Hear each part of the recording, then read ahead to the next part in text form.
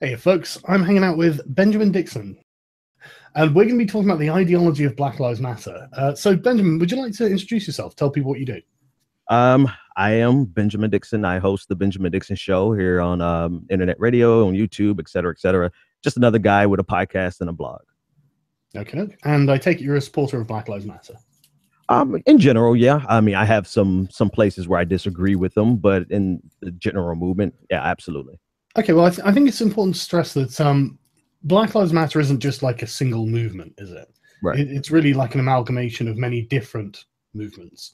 Yeah, so you have an actual organization, Black Lives Matter, Movement for Black Lives, and you have branch organizations, Campaign Zero, a lot of actual organizations, but then you have the general rallying cry, if you would, that everyone gathers around.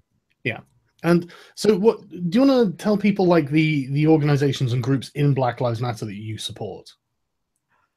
Well, definitely Campaign Zero, right? Campaign Zero has a very specific set of things that they want to accomplish. They want to achieve on police reform, criminal justice reform, community policing, ending of broken glass policing, some very concrete things that they've researched. They've gathered the data and presented a case, and definitely support that. Right, okay. And now, I don't think there are many people who are actually in opposition to those things, but it seems that every time something happens with Black Lives Matter, nobody ever wants to talk about the problem elements of Black Lives Matter. Do you think that's a fair statement? Well, I guess the part of that statement, it would be the problem elements of Black Lives Matter.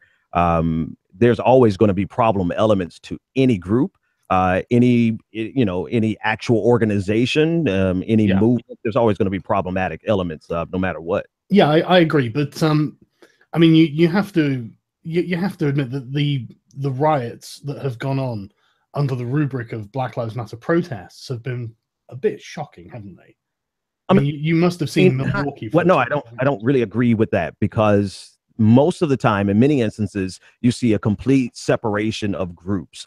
For instance, in Baltimore, you saw the actual protesters who gathered very peacefully for hours. And then later on, there was an actual riot where property was burned, buildings were destroyed, cars were demolished. But there's a clear separation. You rarely see the people who riot. You rarely see them attending the peaceful protests. And the people who are protesting peacefully, you rarely see them in any of those riots unless they're just covering it. Let's take a DeRay McKesson, for example. He would be there covering it. But in terms of the actual people looting and rioting, there's always been a clear separation between those two groups. Right, okay. So, I mean, for example, in Milwaukee, when you had them going around and deliberately assaulting people who are white, that's not something that you think Black Lives Matter would advocate for.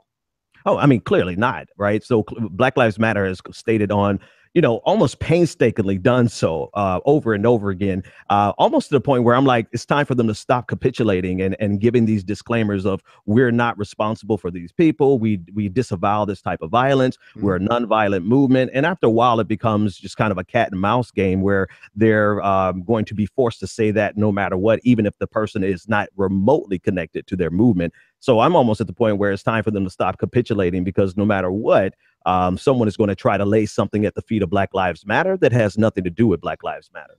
Right. Don't you think that Black Lives Matter began the dichotomy of black versus white in the public discourse, though?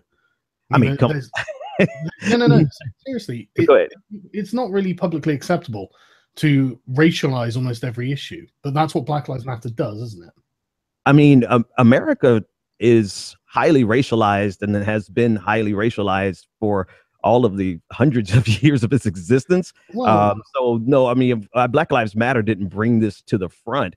Black Lives Matter has a very specific goal, and it seems as soon as Black Lives Matter coalesced into a movement, more or less, then it began to be targeted by people who want them to be held accountable for every loose thing that a black person may have done, or they want them to be responsible for the discourse. It's almost like when President Obama was elected and everyone said America is so much more divided now because of President Obama. And I'm like, no, not really. America has always been divided. And the people who are creating the division even more are looking at the person that says, we want to bring everyone together. We want to have a bipartisan consensus, and laying it at the feet of him. right? So why would we lay the responsibility of the racial animus in America at the feet of Black Lives Matter?